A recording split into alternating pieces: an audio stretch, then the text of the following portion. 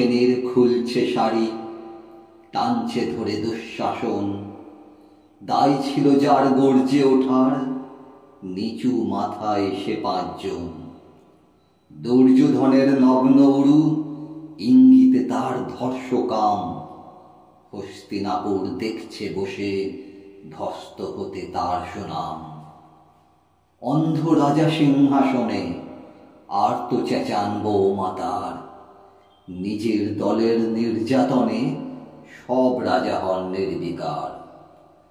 কর্ণ বসে হাসছে হা হা, রাজার দলের লোক তো সে।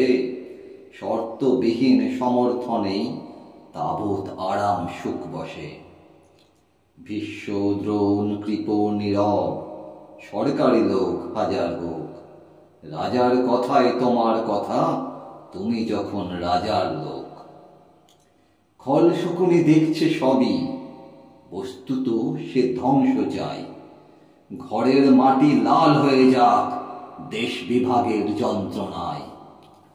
সুশীল সভায় ঘটছে যখন রাজ অপরাধ জঘন্য, ঠিক তখনই তার বিরোধে চেঁচিয়ে ওঠেন বিকর্ণ।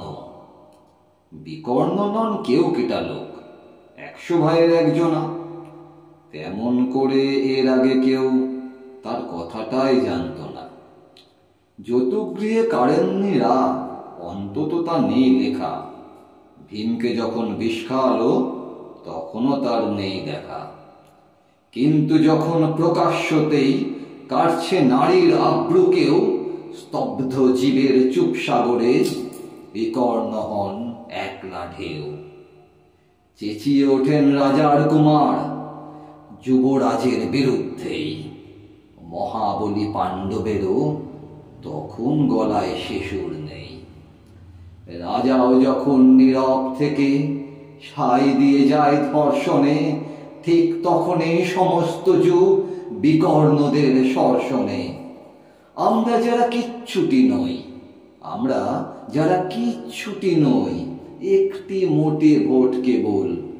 অত্যাচারের সামনে এলে সঙ্গী শুধু চোখের জল। পোষ্যভাবে যাবনা চেবায় অন্ধ এবং নিকর্ণ। প্রার্থনা থাক আমরা যেন একবার হই বিকর্ণ। মরার আগে হতেই হবে রাজার সভায় বিকর্ণ।